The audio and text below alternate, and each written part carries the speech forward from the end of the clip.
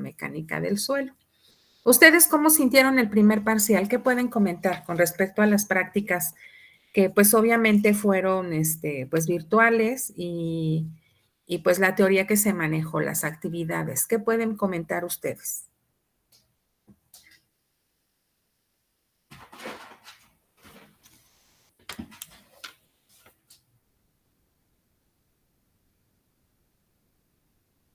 Pues yo una de las cosas que podría comentar, profesora, es que siento que sí se necesitan hacer este tipo de prácticas en el laboratorio y sobre todo con la asistencia de usted, porque al menos en mi caso de repente no termino de entender por completo para qué estamos haciendo todo esto. O sea, creo que es muy diferente tener la teoría a ya empezar a ver la aplicación práctica. Ajá, sí, o sea, desafortunadamente estoy,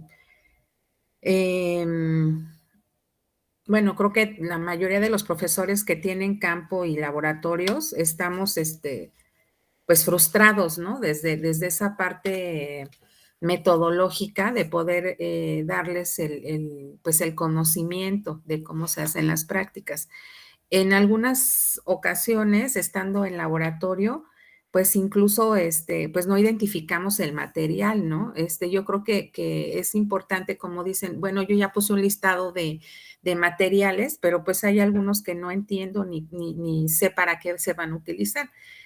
Algunos pues ni siquiera ven el video y finalmente me andan reportando hasta materiales que ni son. Yo esa parte pues la entiendo, les mando su notificación de que pues no corresponde. Sin embargo, sí he estado tomando en cuenta sus evaluaciones, ¿no? Porque como bien lo dice José Eduardo, pues es muy diferente el que yo esté en laboratorio, vea los instrumentos, vea la metodología, pero que finalmente pues yo no tenga esa experiencia, ¿no? De hacerlo. Al principio del semestre, pues yo les comenté que posiblemente hubiera esa oportunidad de ir, aunque sea 5 o 6 a cada práctica. No se me ha informado que pudiéramos hacerlo. Entonces, yo el día lunes fui a la ESIA, me doy cuenta que no tenía luz. Nosotros no hacemos las prácticas en la ESIA Ticomán, vamos a ESIA Zacatenco. Entonces, al ser una escuela diferente a la de nosotros, pues sí es difícil que nos den acceso, pues nuevamente, ¿no? Entonces, no quito el dedo del renglón. Yo estoy hablando con uno de sus compañeros que ya es egresado y que está haciendo su servicio social allí.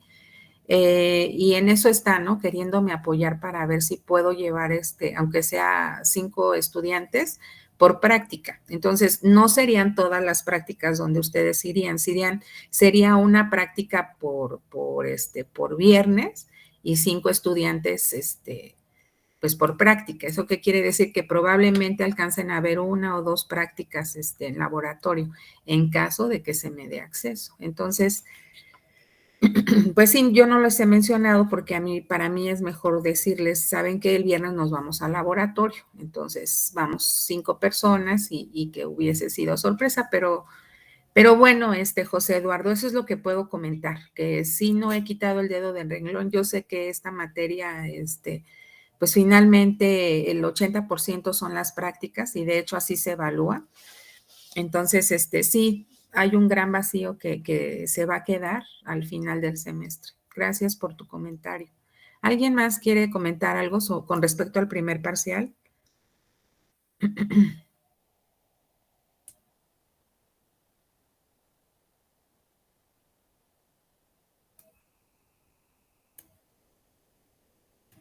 Bien, pues entonces, vamos a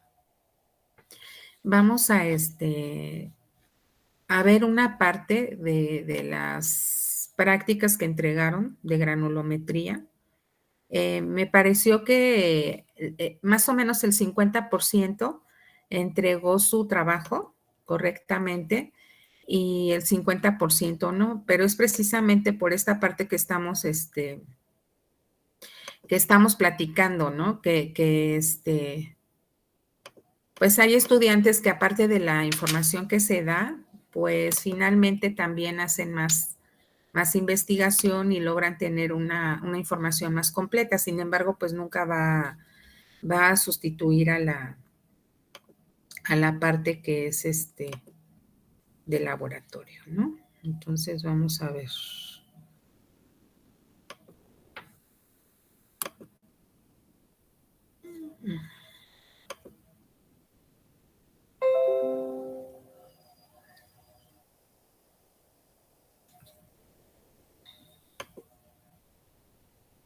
¿Alcanzan a ver esta práctica que les estoy compartiendo?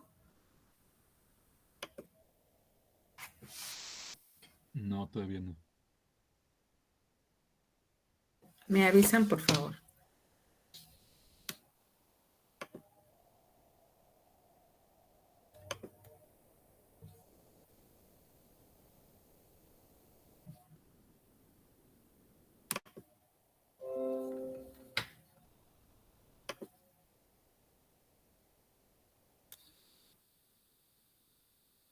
¿Ya la visualizan?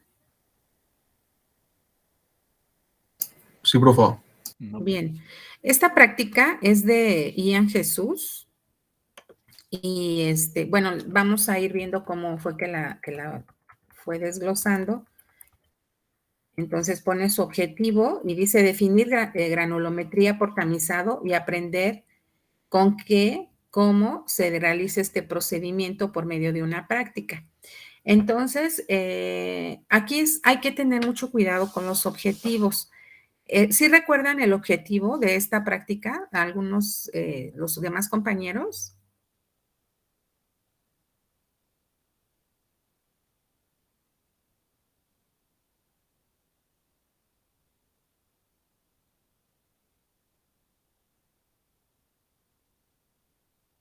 Bueno, si quieren ir abriendo sus prácticas, por favor, de granulometría para que vayamos como que en sintonía. Aquí el objetivo de la práctica era precisamente el clasificar una muestra de suelo por su granulometría y se hizo por medio del tamizado. Ese tamizado íbamos a hacer algunos cálculos por medio de los pesos y de los pesos de los diferentes tipos de medidas de los tamices y la cual nos iba a llevar a la construcción de una gráfica. Cuando nosotros obtenemos esa gráfica, nos va a dar la oportunidad de clasificar el suelo por medio de la clasificación SUX. Entonces, esos eran los objetivos como principales, ¿no? El tener una muestra, el tamizarla, el formar una curva y por medio de la curva hacer la clasificación.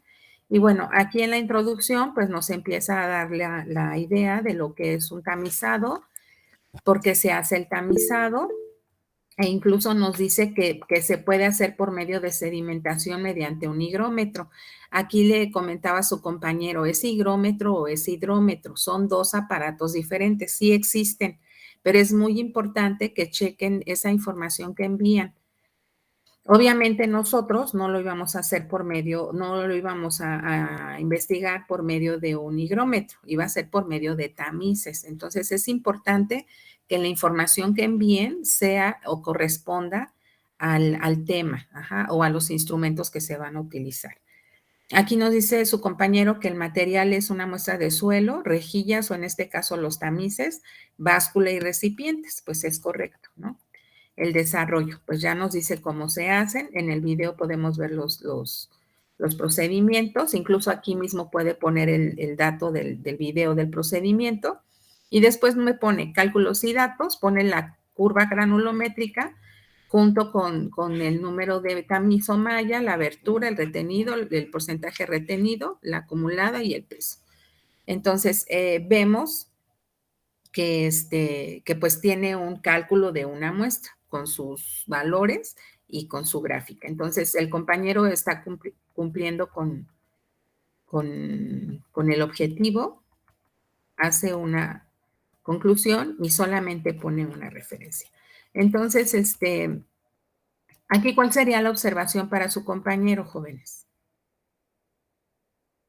¿Qué observación tendríamos para su compañero?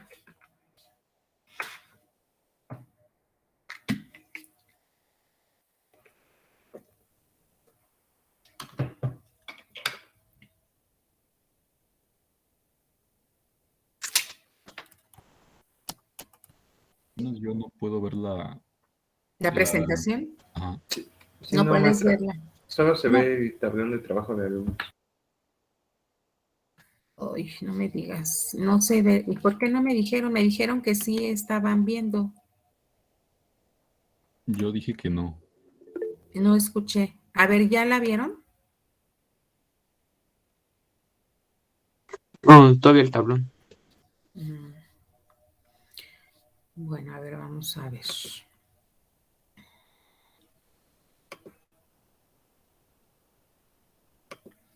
Entonces vamos a empezar de nuevo. Bueno, ya les expliqué.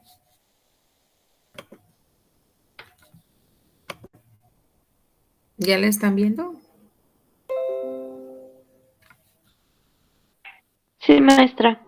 Bien, entonces, bueno, lo voy a hacer de manera más rápida. Su compañero nos puso el objetivo, ya dijimos que el objetivo era una muestra de suelo, hacer el tamizaje y obtener una curva. Pone su introducción, la introducción debe de corresponder con el material que vamos a utilizar. Pone el material, pone el desarrollo. Aquí en el desarrollo puede poner incluso el video de dónde está el desarrollo de la práctica. Pone los cálculos y datos, obtiene la curva granulométrica y abajo están los datos que se tenían que obtener. Ajá. Aquí pone la tabla y con la tabla se obtiene la curva. Obviamente, pues esta yo entiendo que es investigada, está hecha en un Excel y entonces la investigó. Está cumpliendo el objetivo, pone su conclusión y pone una referencia. Aquí la pregunta es, ¿qué faltó o cuáles son las observaciones que tenemos para esta práctica?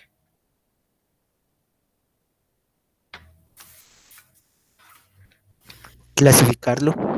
Pues faltó clasificarlo, ¿verdad? Y una de esas partes fue el video o la fuente que se les compartió el día lunes.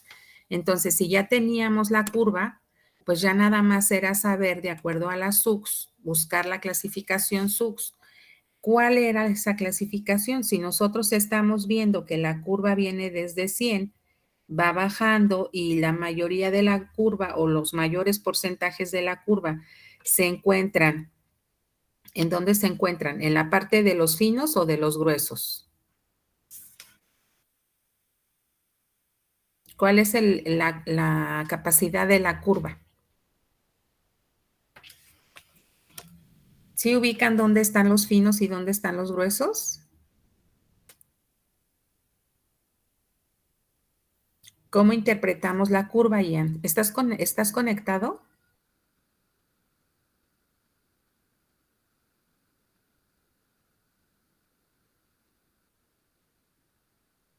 Parece que no. Bueno, entonces aquí en la curva nosotros podemos notar que el mayor porcentaje granulométrico se encuentra en los suelos gruesos. Ajá. Entonces, a partir del 50% aproximadamente, empezamos a tener todavía gruesos como un 25% más y ya el último 25% tienden a ser limos y arcillas. ¿Eso qué quiere decir? Pues que tenemos un suelo arenoso gravoso o incluso arenoso. Ajá. ¿Eso cómo lo podemos saber? Pues haciendo la sumatoria de los tamices que corresponden a la arena, a la arcilla, al limo y a la grava. Sin embargo, aquí de un primer vistazo ya podemos saber que es una arena. Ajá. En su mayor porcentaje es una arena. Entonces, nos vamos a la curva, a la SUX y empezamos a sacar nuestros porcentajes de 10%, de 30% y de 60%. Nos vamos a esta parte de la escala vertical, vamos al 10% y nos vamos sobre la línea hasta que interceptamos con la curva. Ese valor es el que tomamos para sacar el coeficiente de uniformidad y el coeficiente de curvatura, que es el CC y el CU. Ya estamos hablando de la clasificación SUX en el caso de que ustedes hayan visto el video de lunes. Entonces, si nosotros no tenemos una curva granulométrica o no la obtuvimos o no pusimos el ejemplo en nuestra práctica, pues difícilmente vamos a poder clasificar el suelo. Y entonces a partir de esa clasificación, pues nosotros podemos nombrar al suelo. ¿Alguno de ustedes clasificó su suelo? ¿Me pueden decir qué tipo de suelo es el que obtuvieron?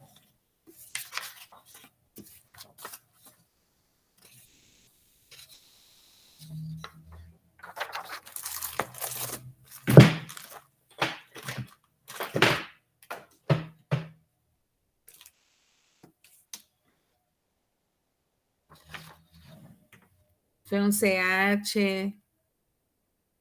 ¿Fue una GW? ¿Fue un Yo OH? obtuve una GW. ¿Qué es GW? Es ¿Quién me sabe? una grava bien graduada. Bien. Y de acuerdo a tu curva, ¿sí lo consideras que era una grava bien graduada? Sí. Ujú. ¿Nos puedes presentar Oh, bueno, por favor? sí, ¿Quién me habló, perdón? Mejía Aguirre. Mejía, ok. Entonces vamos a ver el ejemplo de Mejía Aguirre y con eso cerramos el día de hoy la práctica de curva granulométrica y les voy a pedir a los demás que hagan su curva, clasifiquen y para cerrar esa parte de la práctica, la mayoría de ustedes obtuvieron un punto. Ajá. Entonces, si ustedes se dan cuenta, analizamos una práctica y sí hay cosas que corregir, ajá, como la normatividad, como la fuente del procedimiento, imágenes, ajá, finalmente no estamos imprimiendo, podemos enriquecer la práctica con todo eso. Entonces, acuérdense que como estamos de manera virtual, finalmente debemos de echar mano de todo lo que tenemos, jóvenes, de imágenes, de videos, de fuentes de información, de noticias, incluso de gente que tengamos a nuestro alrededor, que sean nuestros tíos, nuestros papás, nuestros vecinos, interdisciplinariamente, ¿no? O sea, si es abogado, pues que sabe sobre las leyes de construcción, por ejemplo. Si es civil, pues de qué manera se complementa. Entonces, todo eso nos ayuda a tener un contexto más específico de la unidad de aprendizaje. Bien, yo ya estoy viendo la pantalla de Ezequiel, no sé ustedes. Profa, Sí. ayer que estaba viendo los videos y del video que mandó cuando calificó la práctica, Uh-huh. me di cuenta que cometí un error. Ah, pues excelente. O sea, precisamente es lo que busco con la retroalimentación, que ustedes vayan viendo cuál fue el proceso que siguieron y qué es lo que hay que corregir. Ajá, entonces no te preocupes, o sea, estamos sobre ese proceso. Entonces, Ok. si nos quieres explicar desde el principio, por favor. Bueno, aquí ya hice mis cálculos de los datos del video que usted nos presentó. No seas malito desde el objetivo. Ok. Bueno, el objetivo yo puse que aplicar el uso de tamices como método para conocer la granulometría de diferentes tipos de suelos. Como introducción puse que la granulometría es una distribución por tamaño de partículas de un árido y así como también mencioné un poco del método de tamizado. Después leo la introducción, o así está bien No, como la no, voy a no, realizar. no es de manera general y lo que sí nos importa es la clasificación, que es el Ajá. objetivo de hoy. Ajá. Ocupé el material y equipo y Ujú. enseguida puse el procedimiento. Igual lo vi del video y del link de la información que usted nos mandó. Finalmente realicé mi tabla, mis cálculos, y esta fue la primera curva granulométrica que hice. Al parecer pues, son distancias en milímetros, pero yo quise hacerlo más como una curva en una gráfica semilogarítmica. No sé si se alcanza a ver. Sí, creo que es más correcta la segunda. Ajá, es eso. Así es. Bien, entonces investigué cómo diferenciar de los suelos finos y los suelos gruesos en en el proceso de tamizaje.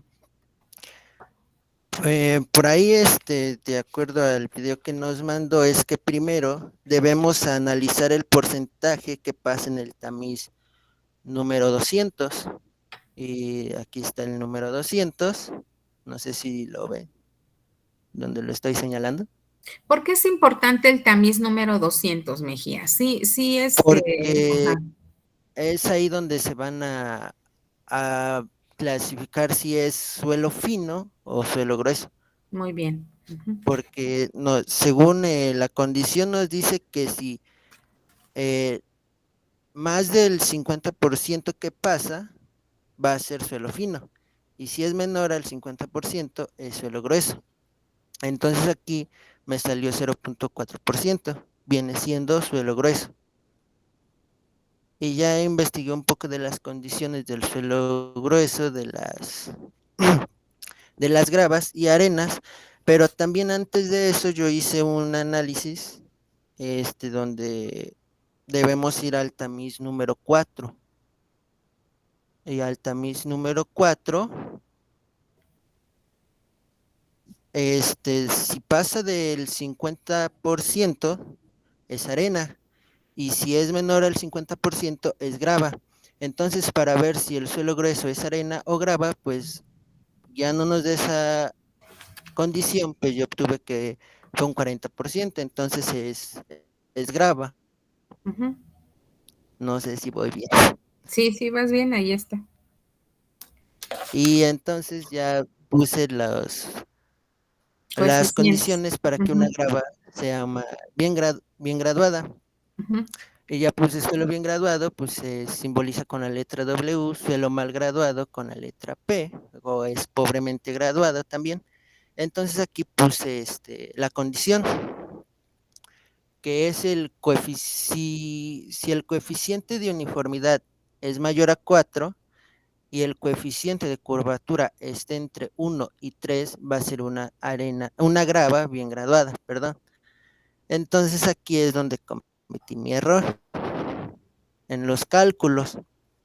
Ayer que estaba viendo los videos y un poquito más a detalle en esta tarea, me di cuenta que el diámetro con 60% y el diámetro con 10% no son los datos que deberían estar ahí. ujú. Ayer hice otros cálculos y en lugar de aquí de diámetro con 60%, debe estar un 10.2 y abajo un 0.2. Ujú. ¿Por qué? Porque si nos vamos aquí a ver si, por ejemplo, nos vamos en el de 60%. Entonces, si continuamos hasta aquí en esta curva, pues yo como que le aproximé un 10.2, porque aquí ya Ajá. sería 11, me parece, ¿no? Yo veo 10. Ajá. Pero en esta línea de acá ya sería Es 11. al 60%. Entonces, Ajá. entonces aquí choca, aquí intersecta, Ujú. aquí en este punto. Entonces Bueno. ya le puse que es 10.2. Entonces Ujú. nos vamos también al 10%, que estaría por aquí en medio. Y intersecta también como que por acá más o menos.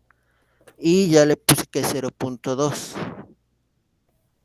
Ujú. Algo que pues en las primeras observaciones pues No no, coincide. Ajá. no coincide. Ujú. Entonces ya haciendo los cálculos del coeficiente de uniformidad, pues ya es el diámetro del 60% y diámetro del 10%, y ya en el nuevo me dio un 51, ya no 26.25, Se dio ya súper más alto.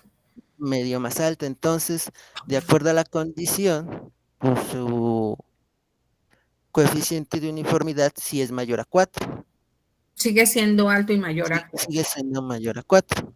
Y Ahora para el de vamos con curvatura, ajá. curvatura. Nos vamos al de 30. De 30 y me dio, aquí está, por acá.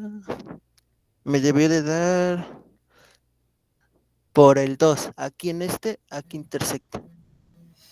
Aquí, 20, ¿no será como punto 9? punto 9. Ah, yo le puse 2, no sé si... A ver, 20% está No, antes del punto, ¿no? Intersecta antes del punto 5. pero es de 30 centímetros A ver, en la estamos fórmula. buscando el de 30, Ajá, el de 30, porque aquí la fórmula es de 30. pero sería el 30%, ¿no? Ajá, el 30%, Entonces, que mira, vendría vámonos a siendo... la gráfica y Ujú, yo me voy al 30%, intersecto con la curva ujú, y yo considero que sería, sí, sí, ahorita que la ampliaste ya está más, mm, pues sí, como punto 2, punto 25, ajá, sí, punto 1,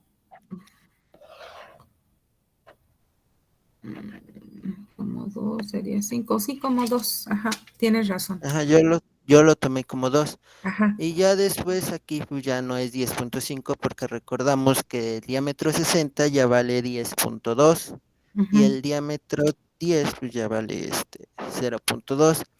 Entonces al hacer esta operación en mis nuevos cálculos ya me dio 1.96. ujú, Me dio 1.96. Entonces el coeficiente de curvatura está entre 1 y 3. ujú. Y como Entonces sí se nuevo queda en resultado, GW, ¿no? no, primero me salió una arena Ujú, bien mal graduado, graduada, mal ajá, graduada porque pues aquí el 0.95 es menor a 1 y ujú, aquí no cumple la condición. ujú. Y después con mis nuevos cálculos ya lo cumplía y ya fue como la clasifiqué como arena grava bien graduada, perdón. Ajá, entonces sí se queda como GW. Ujú. Ajá, muy bien. Bien, jóvenes. Entonces, aquí, gracias, Ezequiel. Sí, profe. Entonces, ustedes se han dado cuenta, jóvenes, que yo creo que si lo pudo hacer Ezequiel, si vamos leyendo y vamos corrigiendo y vamos preguntando y está la revisión y están las notas y está la retroalimentación, yo creo que podemos lograr algo, pues algo más correcto. Ajá. Entonces, sí requiero de que ustedes participen, sí requiero de que pues duden y entonces comenten y entonces me digan, ¿sabe qué más? Este cálculo no me sale, yo ya hice esto, pero aquí no corresponde o aquí yo ya no sé cómo seguirle. Entonces yo creo que todos podemos ir desarrollando el conocimiento de manera, pues diferente, ¿no? Yo no pretendo de que todos logren exactamente al mismo tiempo el conocimiento, pero yo creo que sí sobre la marcha ir complementándolo. El día de hoy lo quería retomar porque finalmente ya hicimos la práctica. En esta unidad vamos a ver otra vez esa parte de granulometría. Entonces, ¿eso qué quiere decir? Pues que tenemos que ir afinando esos conceptos, ¿no? Esos cálculos que se hacen para esa práctica. En conclusión, Ezequiel, ¿cuál fue tu definición de granulometría? Yo supongo que ya no es tan igual que como lo vimos en el primer parcial en la tercera clase, ¿no? Que la maestra te decía, finos, gruesos, gravas y arcillas, ¿no? Ahora, ¿cuál es tu concepto de granulometría? ¿En qué se modificó?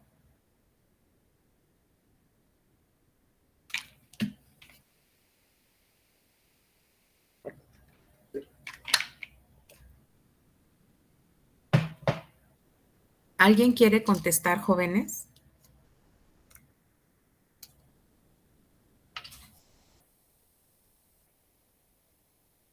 Sería como un aporte para clasificar el suelo.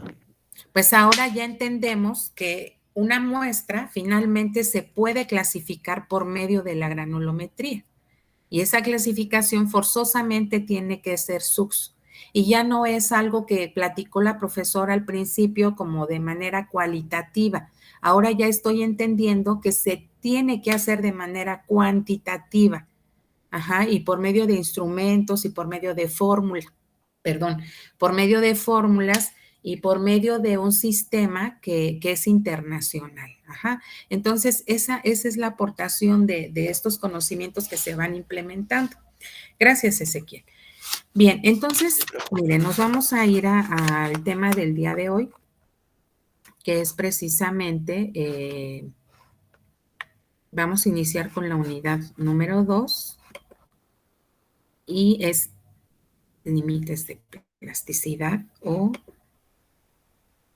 límites de contracción o límites de Atterberg o límites de consistencia. Ajá, entonces, hay varias atribuciones geotécnicas a este proceso de las arcillas.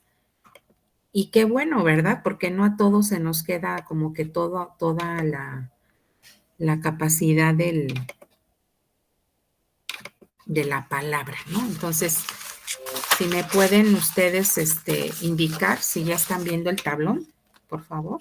Sí, maestra, ya sube el tablón. Bien, entonces el día de hoy íbamos a retomar la parte de la granulometría. Ya lo hicimos, entonces yo espero que los demás hagan lo que tienen que hacer.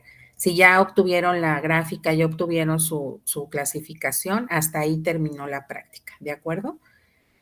Ya nada más lo que tienen que hacer es complementarlo y eso es todo. Incluso les puse ahí en el tablón, favor de subir la gráfica y su clasificación.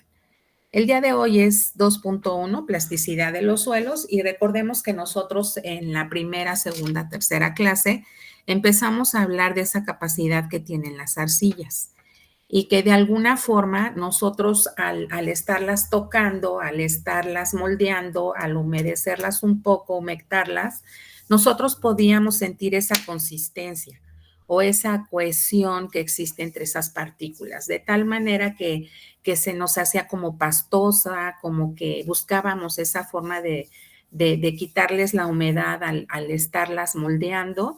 Y en algún momento les dije, vamos a tener que hacer una culebrita de 10 centímetros de más o menos 2 milímetros de espesor. Y entonces nos dimos a la tarea de estar pues experimentando cómo se sentía esa textura de esas arcillas, ¿no? Hubo un momento en esta información que les di del día lunes que se llaman estudios geotécnicos o descriptores geotécnicos, en donde se menciona que las arcillas y los limos son altamente plásticos. Yo la referencia que les puedo decir de acuerdo a la experiencia es que los limos al 100% francos, ¿eso qué quiere decir? Que sean solamente limos y de origen volcánico, por ejemplo, no presentan plasticidad, al contrario, son altamente abrasivos, no se puede moldear, no tiene cierta coherencia entre sus partículas. Entonces, obviamente, pues es una buena fuente la que se compartió. La verificación que le hice a alguno de sus compañeros que me envió su trabajo fue que exclusivamente la plasticidad se refiere a las arcillas y que los limos pueden ser algo plásticos siempre y cuando exista algo de arcillas o algún porcentaje de arcillas en ellos. Ajá. Entonces, pues creo que sería lo más específico que les puedo decir con respecto a la plasticidad de los suelos. Aquí viene la teoría de cómo se define la plasticidad. Ustedes lo pueden verificar en nuestro libro de cabecera de Juárez Vadillo y nos va a llevar precisamente a esta parte de la consistencia. Ajá. De tal manera que nosotros podemos, al estar moldeando o al estar manipulando esa masa, ¿están viendo esta tabla que les estoy presentando? Maestra, ya no se ve su pantalla, o al ¿Ya menos no yo se no ve? lo veo. Voy.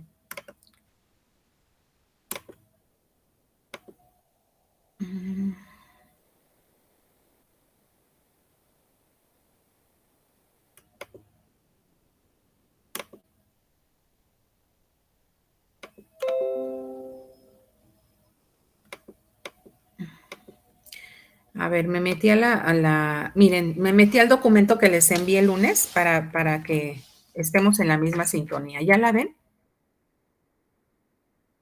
Ya, profe. Bien, entonces aquí lo que nos quiere demostrar este documento es que nos dice que dentro de esa capacidad del suelo fino podemos identificar el estado líquido, el plástico, el semisólido y el sólido. Si nosotros lo hacemos organolápticamente, eso quiere decir por medio de nuestros sentidos, pues sí, a lo mejor podemos empezar a pensar en el estado plástico que estamos moldeándolo y de repente se seca de más y pues ya prácticamente se empieza a deshacer, a hacerle desnable y entonces podemos decir que prácticamente perdió la humedad y ahora es un semisólido. Y si lo metemos al horno, pues totalmente obtendríamos el estado sólido, ¿no?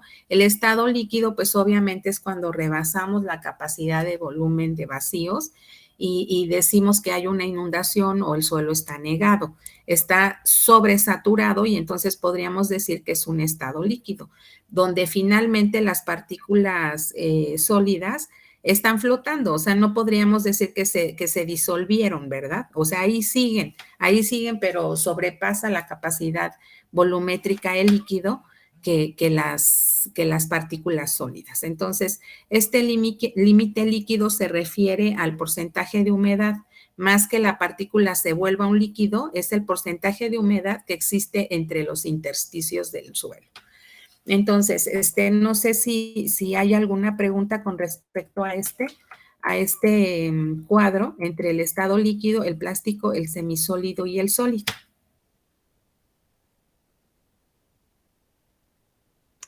No, profesora. No, profesora. Gracias. Bien, entonces aquí nos empiezan a explicar que Arthur Casagrande fue el que inventó este aparato que se llama copa de Casagrande y por medio de este ensayo nosotros podemos determinar qué tan sólido o qué tan líquido está el suelo, de tal forma que él pensó que por medio de golpes o por medio de cierto golpeteo o por medio ¿cómo les podría explicar? Por medio de cierta fuerza aplicada a ese suelo, podríamos saber qué tan resistente es. Ajá. Entonces, no nada más era decir, ay, pues estoy moldeando y ahora siento que aplico muy poca fuerza, ¿no? Para poder moldearlo. O casi no estoy aplicando fuerza. O sea, como eso no era como tan descriptivo, entonces él pensó, bueno, pues ¿cómo podré demostrar que el suelo es más líquido que plástico o más plástico que sólido?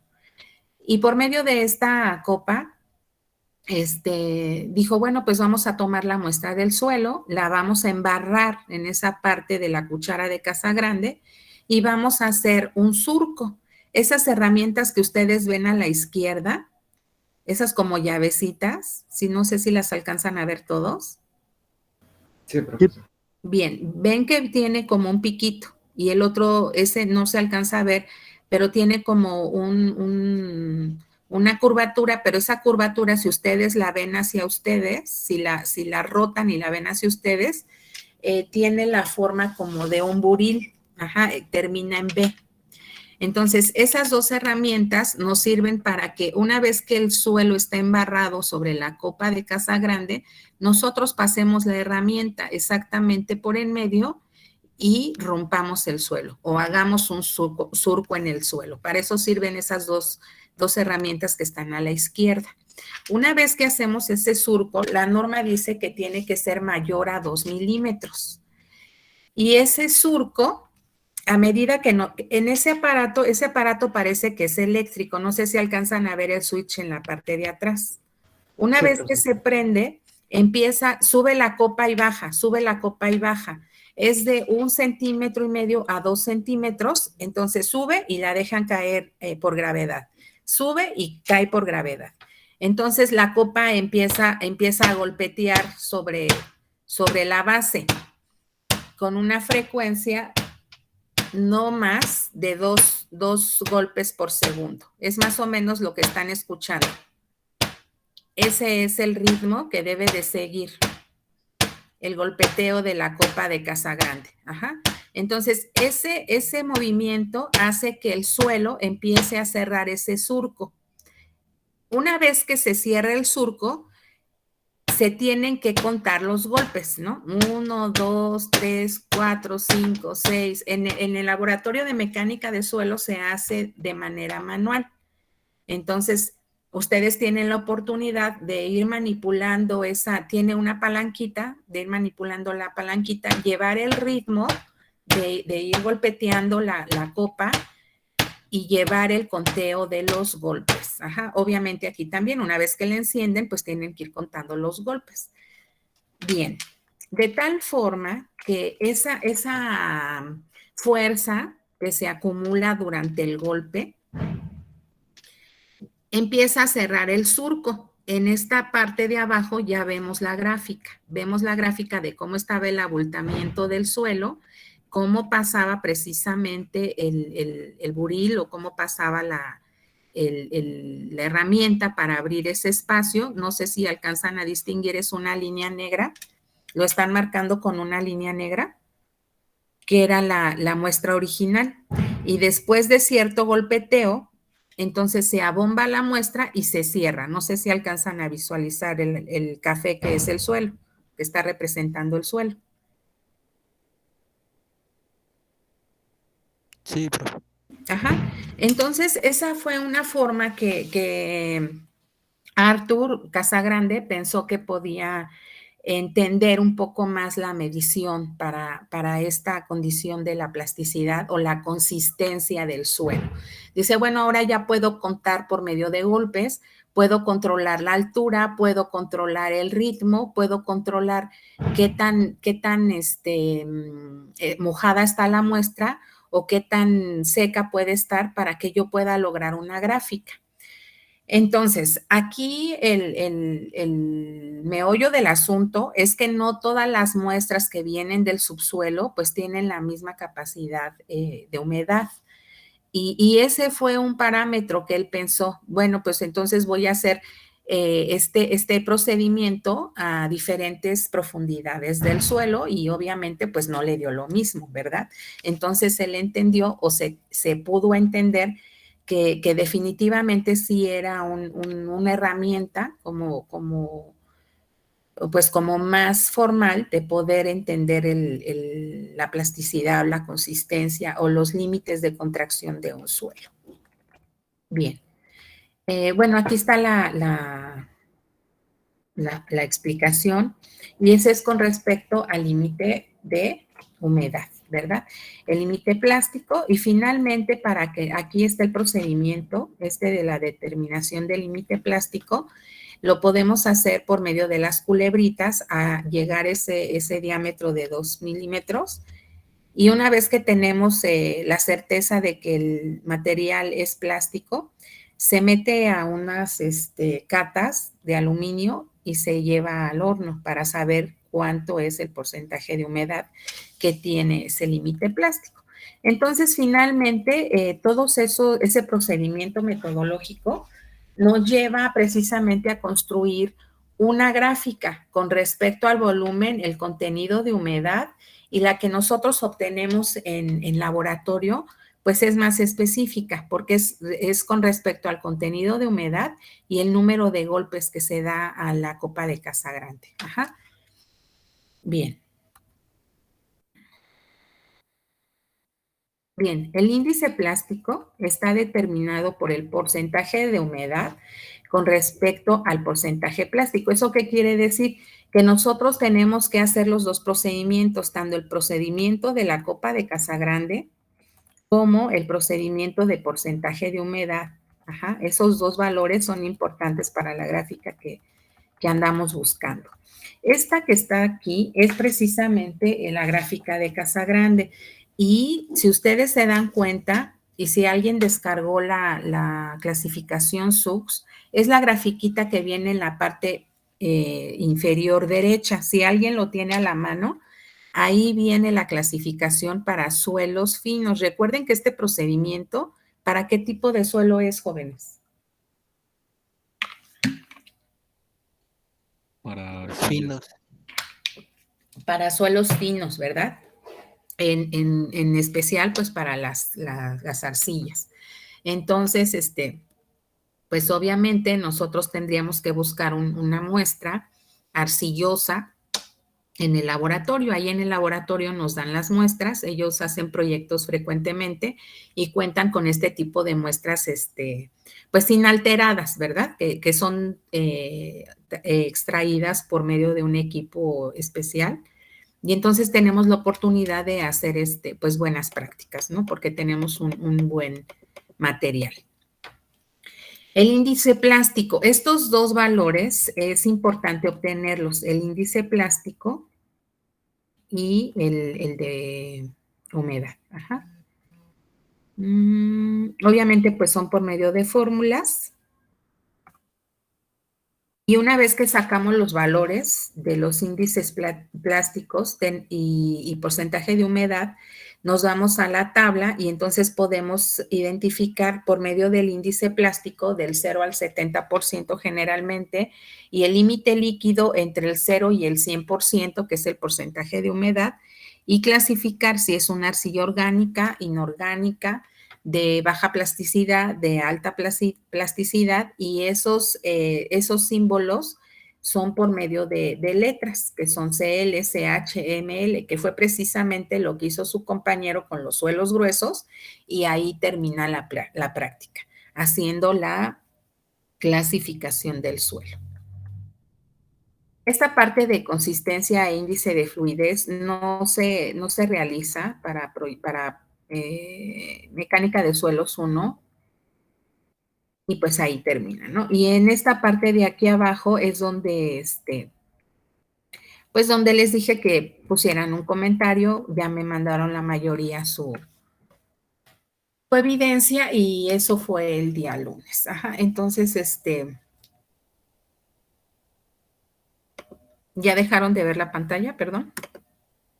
Sí, profesora. Ya. Bien, entonces ahí es donde tenemos nuestra, pues, ¿cómo podríamos decirle? Pues nuestra teoría, ¿verdad? Nuestra teoría de lo que significa la segunda fase o la segunda metodología de cómo especificar un suelo fino. Ajá.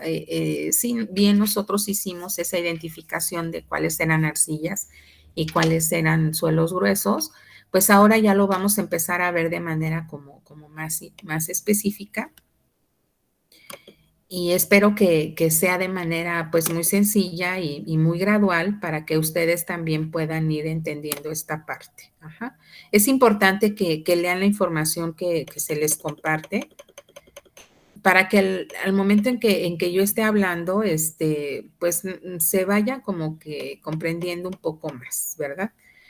Bien, si nos vamos al tablón, les pongo un ejemplo de aplicación, que es precisamente que les voy a proyectar, si ya no hay algún otro comentario.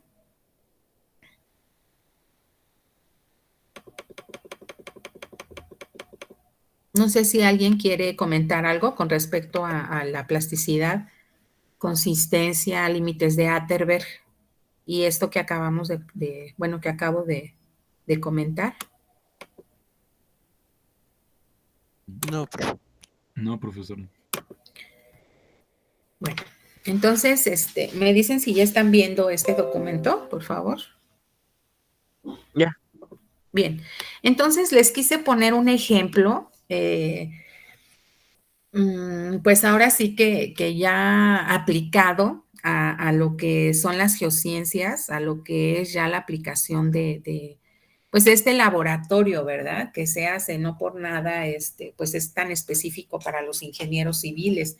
Nosotros tenemos una mecánica del suelo durante la carrera, pero recordemos que los ingenieros civiles tienen 5 mecánicas del suelo y 2 de mecánica de rocas durante su carrera. Entonces, eso quiere decir que está totalmente fundamentada en el estudio de este tipo de pruebas, ¿no?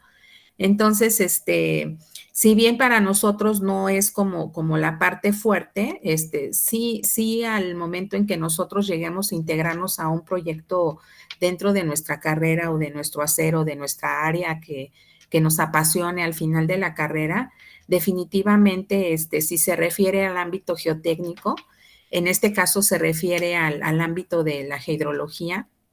Recordemos que esta unidad de aprendizaje está anidada en el área de la geohidrología y geotecnia.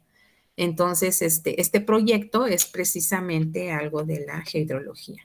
Entonces, pues les voy a explicar de manera rápida cómo es que se integró a esta mitigación de procesos de socavación en cuerpos fluviales, estudio de caso Río Guaviare, corregimiento Amanabén, Bichada, diseño de alternativas de mitigación. Están medio raras los nombres, pero bueno, voy a tratar de explicar esta parte, ¿no? La mitigación de procesos puede ser tanto de inundación como de huecos, en este caso pues es la socavación, como de deslave, como de corrientes internas o corrientes subterráneas.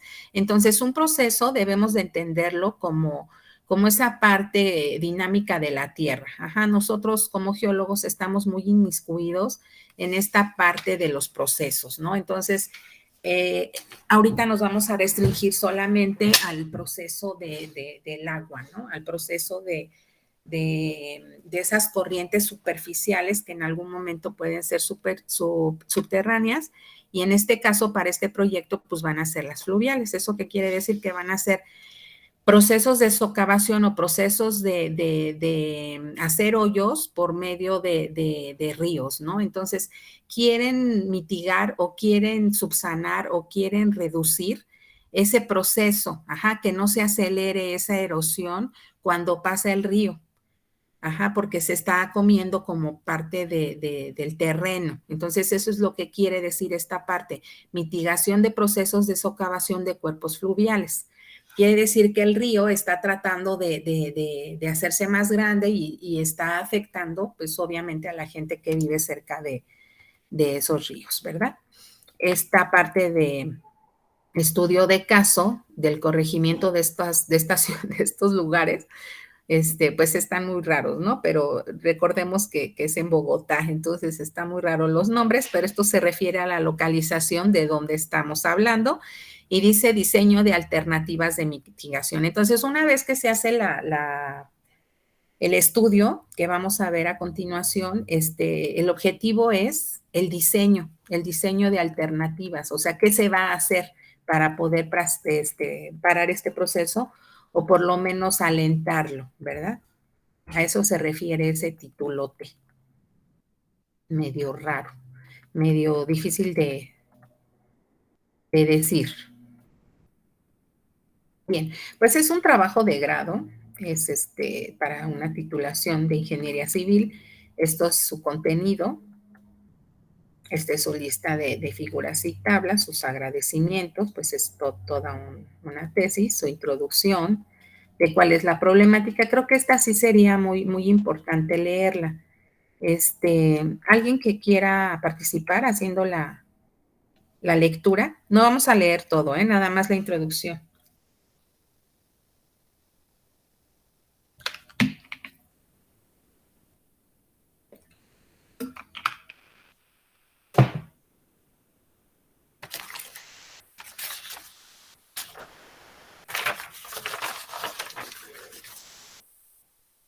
Cordero Martínez se encontrará conectado. Sí. ¿Puedes dar lectura, por favor, a la introducción? Sí. Gracias.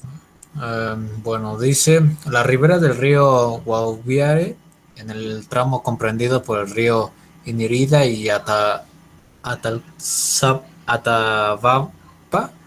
es objetivo de estudio y como auxiliar de proyecto de investigación, presentado en este informe, buscando así evaluar los procesos de socavación de cuerpos fluviales con el fin de establecer una posible solución de mitigación a los problemas de resistencia del suelo y para los procesos de socavación que se presentan como una amenaza en la zona donde se encuentra presente infraestructuras eléctricas que presentan servicios a las comunidades de esta región. Mediante un análisis teórico se realizará la correspondiente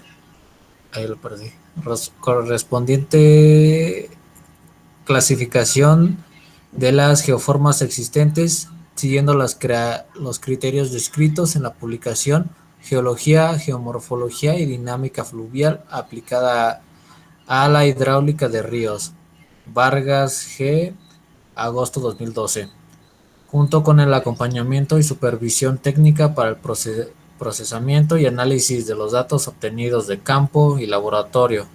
Se buscó obtener el perfil estratigráfico representativo y con base al perfil diseñar 3 posibles soluciones para mitigar los procesos de socavación que se presentan en esta zona.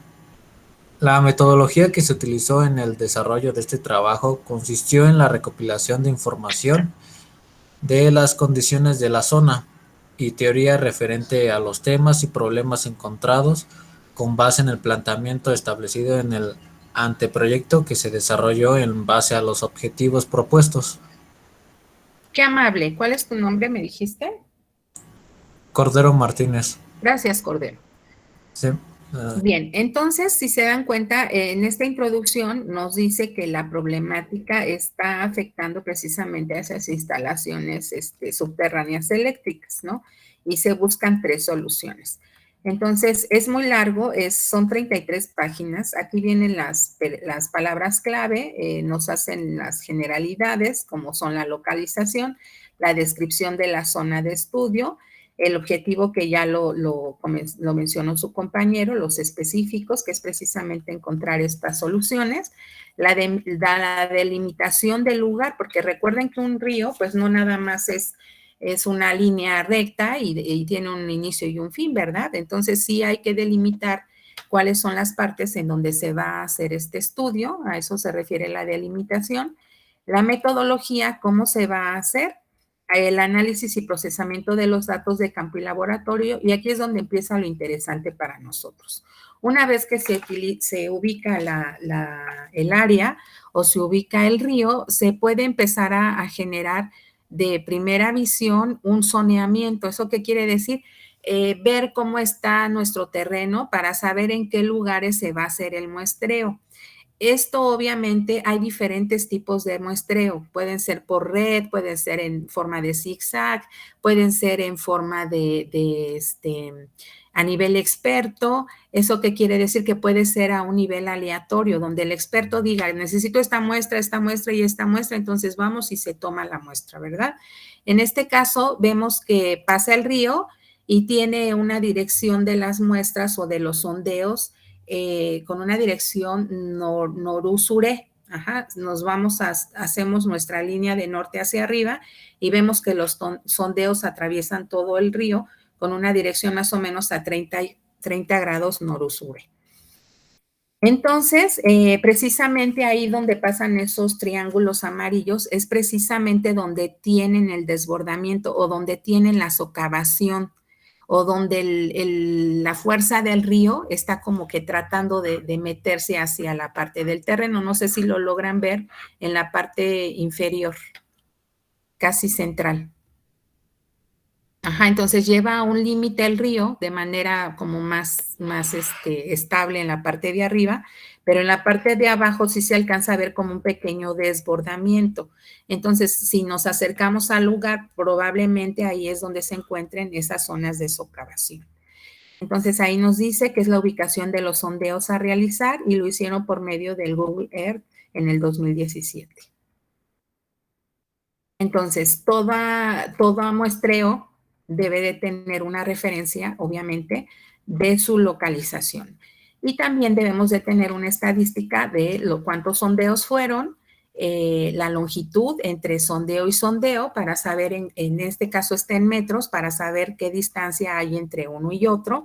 A veces no pueden ser tan equidistantes. Recordemos que los sondeos pues se tienen que hacer al subsuelo, para saber hasta dónde llega el daño, y entonces no en todos los lugares se puede sondear a la misma profundidad. Entonces es importante este dato para saber a qué profundidad se encuentra la muestra.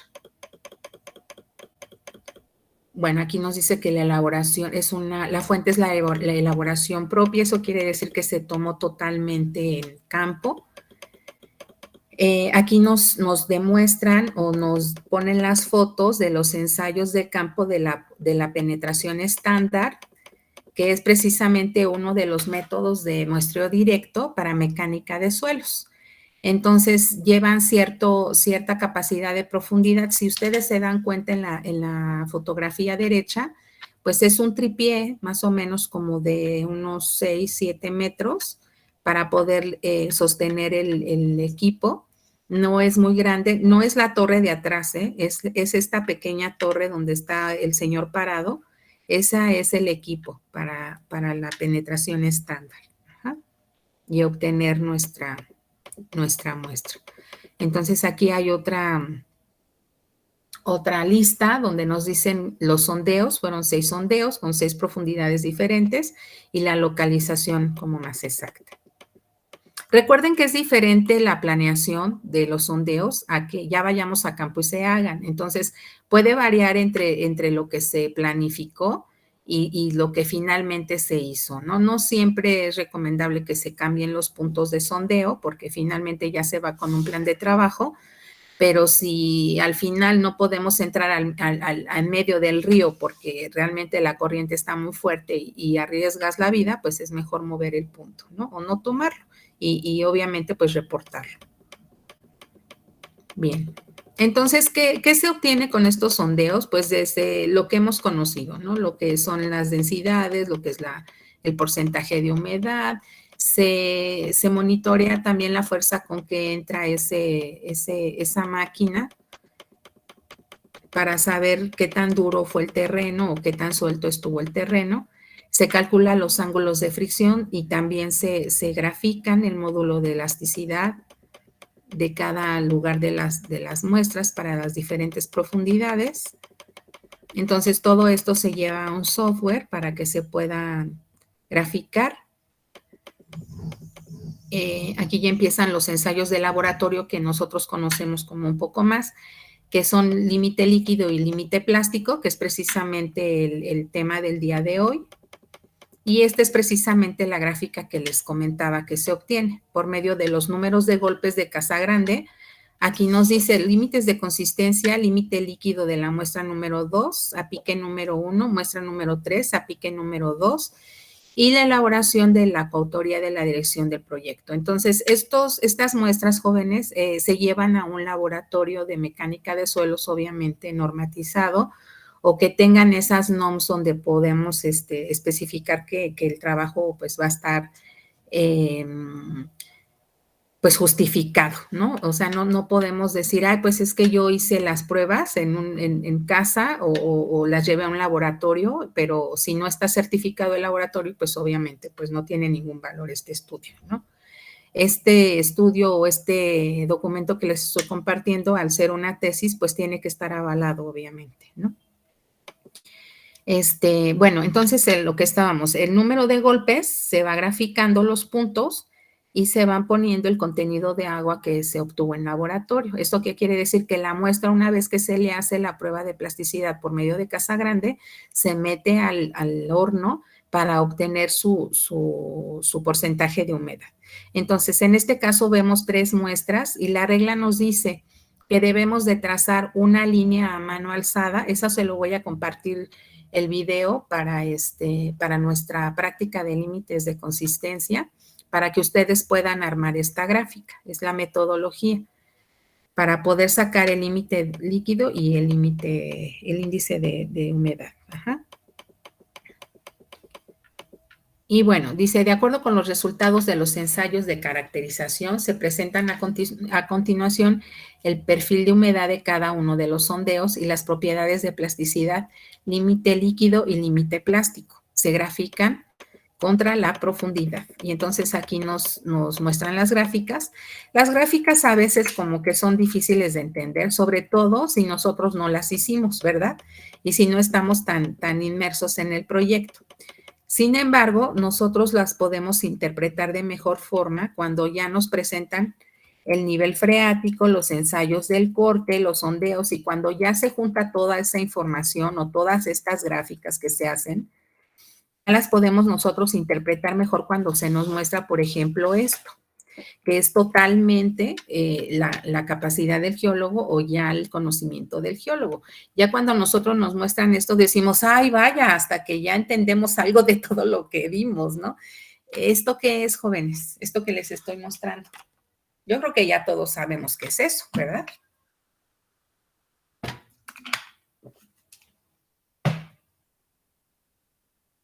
¿Qué nos está demostrando esta imagen, jóvenes? ¿O a qué les recuerda esta imagen? ¿Qué es esa imagen?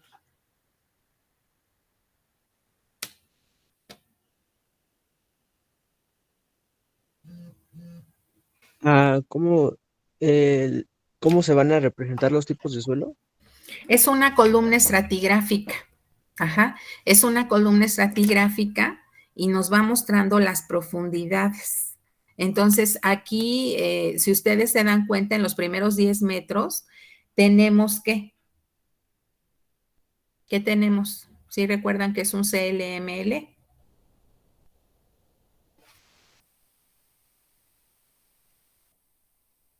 Pues son arcillas, ¿verdad?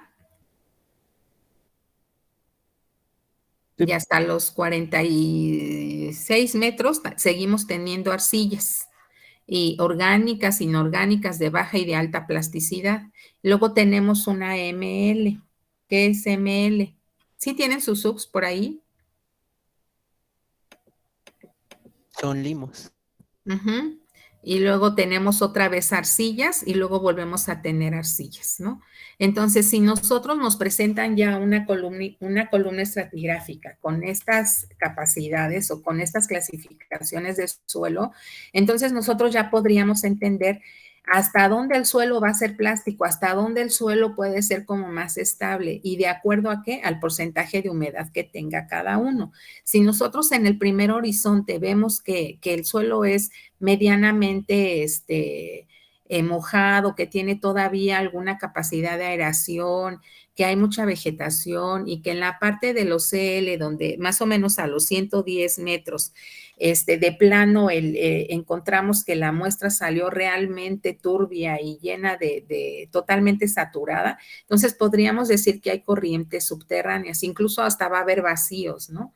Entonces, esta columna estratigráfica se tiene que relacionar con lo que nosotros vimos en campo, cómo estaba la muestra, y tiene que coincidir totalmente. Es por eso que el geólogo debe de estar en el proyecto, si es posible, desde el principio hasta el final, para ir a campo, para verificar la muestra, para saber cuáles fueron los resultados del laboratorio. Recordemos que nosotros no hacemos prácticas de laboratorio de mecánica de suelos. Nosotros hacemos finalmente la columna estratigráfica y vemos que se relacione totalmente los datos que nosotros vimos en campo con la columna. Esto sí es de nuestro interés y de nuestra capacidad. Si ya tenemos datos extras de mecánica de suelos y de índices geotécnicos, pues excelente, ¿no? Excelente. Pero finalmente lo que busca el geólogo es esto: la columna estratigráfica para relacionarla con la zona geotécnica. Ya sabemos que es una zona geotécnica. En todo lugar podemos ir a buscar ese mapa de riesgo de manera geotécnica para saber los tipos de suelo. Entonces buscamos ese mapa y vemos si realmente corresponde. Entonces, una vez que ya se hace el vaciado de información a las columnas estratigráficas, pues ya el geólogo puede estar como que más tranquilo, incluso puede empezar a definir y puede empezar a describir qué es lo que se ve en cada una de esas columnas. Aquí se pone, empiezan la descripción de los tipos de suelo, ¿no? Una SC, arena arcillosa, arena limosa pobremente graduada, y esto se complementa obviamente con lo que vimos en campo. Y ya viene después el análisis, analizando la variación de los parámetros geotécnicos y los valores promedio obtenidos de cada sector, se seleccionaron los datos de estos parámetros debajo de los 2 metros de profundidad para la definición del perfil representativo de cada sector. Entonces, aquí nos están diciendo que los primeros 2 metros se omitieron. Aquí viene ya su propuesta de sus... Recuerdan que iban a hacer 3 propuestas de mitigación, entonces ya aquí nos dice alternativas de mitigación. Alternativa número 1, geosintéticos y estructura de sacrificio. Esas ya son mejoramientos de suelos, ¿no? Aquí nos hacen la demostración de cómo se encuentra el suelo particularmente cómo podría ser el terraplén y cómo se comportarían. Estos ya son datos civiles de ingeniería civil. Sus cálculos de cuál sería la capacidad. La alternativa número 2, formaleta flexible flexoconcreto. Entonces, pues obviamente aquí ya es como una pequeña cortinita donde podemos ver el concreto y de qué forma tendría si nosotros hiciéramos un perfil, ¿no? La alternativa número 3 es un geovax y manto de control de erosión. Estos son términos de ingeniería civil y construcciones de ingeniería civil, ¿no? Y estos son los 3 métodos que ellos proponen para poder mitigar esa erosión, pues rápida que se está dando por medio de ese río, por medio de ese proceso. Al principio lo leímos, ¿no? Como un proceso geológico. Y es ahí donde termina pues esta tesis, este proyecto de grado, el cual se me hizo muy interesante porque finalmente nos da a entender la capacidad que tiene una mecánica del suelo o un procedimiento de aplicación de lo que podría llegar a ser los límites de Atterberg o los límites de consistencia. En este caso, nuestro tema del día de hoy, pues fue plasticidad de los suelos. Entonces, ¿qué les pareció?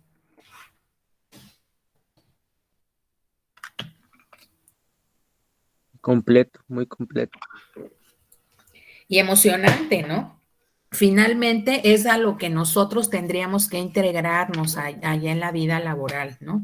El geólogo no trabaja solo, los geotecnistas, los ingenieros civiles, los arquitectos, nadie podría trabajar solo. Todos los proyectos tienen que ser de manera interdisciplinaria, que varias disciplinas estén trabajando por un bien común. Y de esa forma, pues el proyecto puede ser integral, puede tener diferentes visiones y generalmente tiene más correctas conclusiones, ¿no? Entonces, ahí les pongo un poco de la teoría que viene en el documento. También les dejo ahí el documento para que ustedes puedan leerlo con más calma si lo quieren volver a checar. Y finalmente llegamos a la parte emocionante, ¿verdad? Que es finalmente la actividad de evaluación. Las actividades de evaluación, yo las pienso de acuerdo a que lleguen a ser el cierre del tema, que para ustedes sea un tema integrador y que puedan ir pensando en la realidad de nuestras problemáticas actuales. Entonces, quise darle una continuidad a lo que hicimos en el mapa geotécnico y sísmico, y entonces aquí les pongo identificar de acuerdo al mapa geotécnico y sísmico, que es el que ya tienen, en el que reportaron para las propiedades de las partículas, el riesgo que se determina para el lugar donde vives, investigando cuáles son los descriptores geotécnicos, que son precisamente estos que acabamos de ver, ¿no? Que se han determinado para la zona. Maestra, pero ¿de dónde vamos a sacar esto, no? O sea, sí investigamos, pero pues ahí en el mapa no venía esto. No, pues no viene.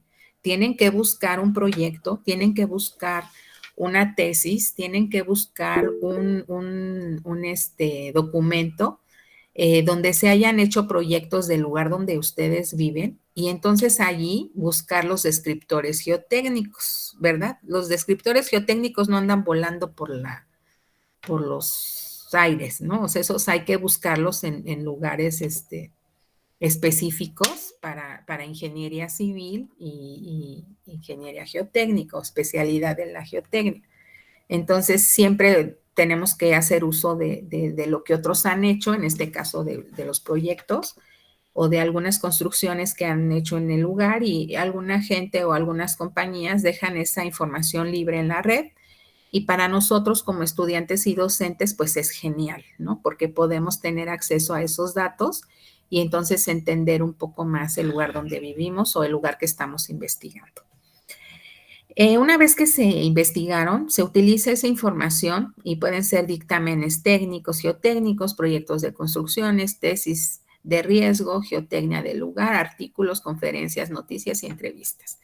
Entre la red uno se mete tanto a tanta información que a veces hasta nos sorprendemos de dónde vamos encontrando las fuentes y la información. Entonces es muy interesante eso de estar navegando, porque finalmente estos aparatos te van recomendando nuevas tendencias de acuerdo a lo que tú busques.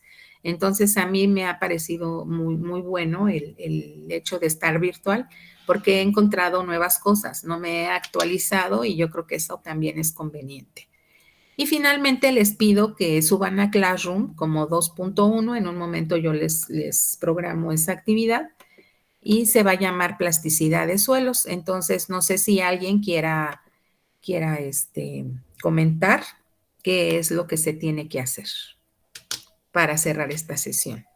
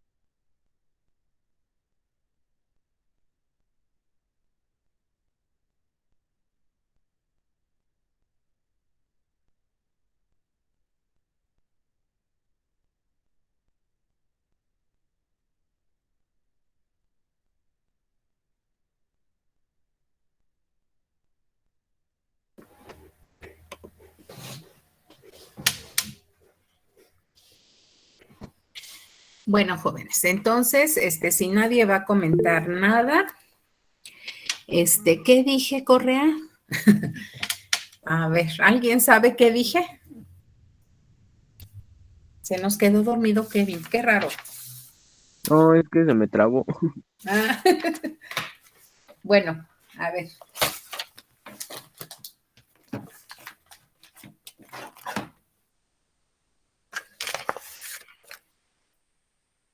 A ver, Vargas Mayoral, ¿qué dije? Habló sobre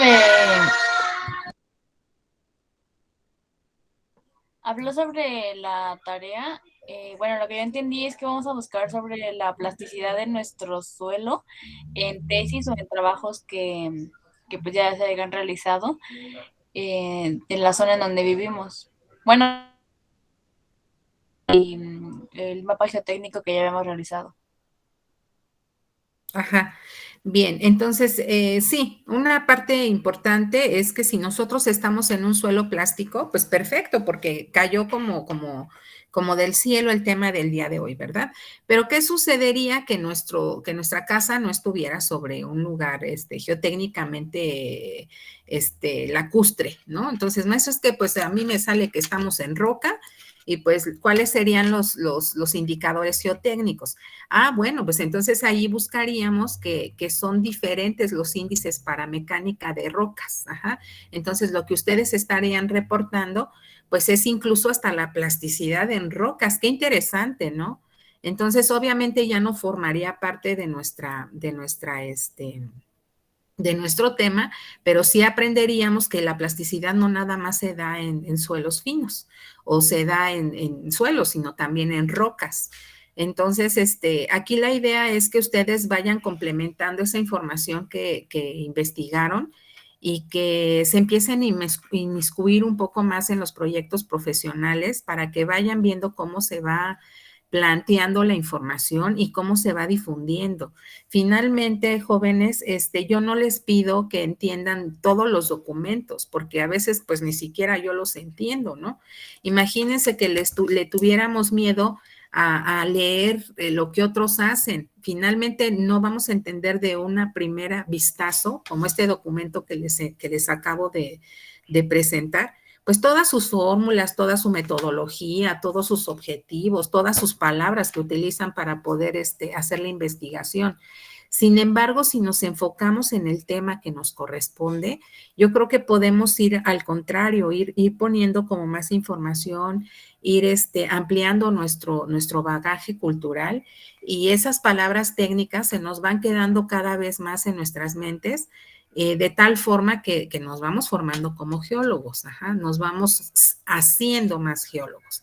Entonces, no le tengan miedo a los documentos, no le tengan miedo a las fórmulas. Ustedes descarguen o abran el documento, empiecen a leer, y lo que alcancen a entender, eso es lo correcto.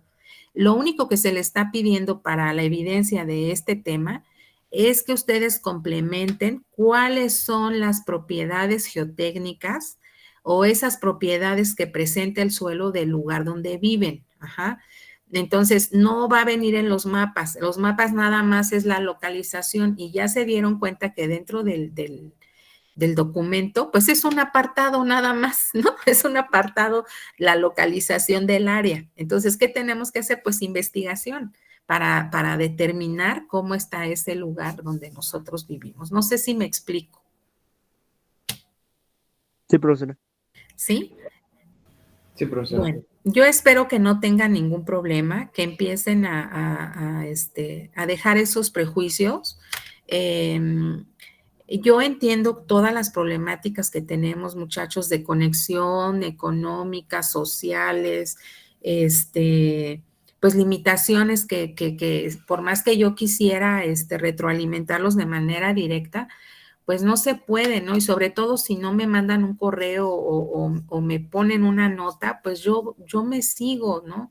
Finalmente hay un programa que cubrir, y pues yo me voy, y nadie me va a parar, ¿no? Hasta que termine el semestre y alguien me diga, ay, pues es que se fue bien rápido y ni siquiera me dejó recuperarme, ¿no? De mis prácticas. Entonces, para la gente que requiere de un poco más de apoyo, sobre todo para tener una evaluación aprobatoria, sí les voy a pedir que este parcial pongan un poquito más de atención para que las actividades que envíen pues sean correctas.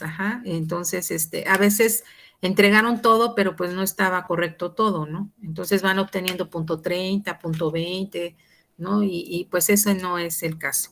Hay gente que trabaja muy bien, pero pues alcanzó a entregar 3 actividades. Bueno, pero yo ya sé que lo que le hizo falta es tiempo, ¿no? Trabaja bien, pero el tiempo no. Algún problema tuvo.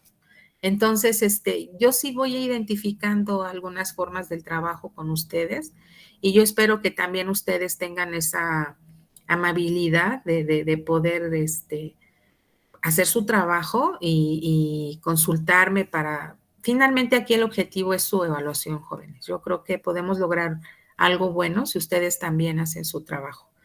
Yo entiendo que hago lo que pues me corresponde, no sé si lo hago perfecto, malo o medio bien, pero pues háganmelo saber, yo creo que eso es lo más importante, ¿de acuerdo? Entonces, que tengan muy buena tarde, hagan sus actividades. Yo creo me conecto el viernes, les voy a subir su próxima práctica, pero yo creo que los viernes nos vamos a conectar por lo menos media hora, sobre todo con la gente que requiere un poco más de apoyo para estos temas, ¿de acuerdo? Entonces, la gente que no se pueda conectar, que tenga que hacer su práctica, pues ya nada más hace su práctica, pero la gente que requiera de un poco más de apoyo, yo me voy a conectar el día viernes para pues apoyarlos, ¿de acuerdo? Entonces, buenas tardes y que estén muy bien. Sí.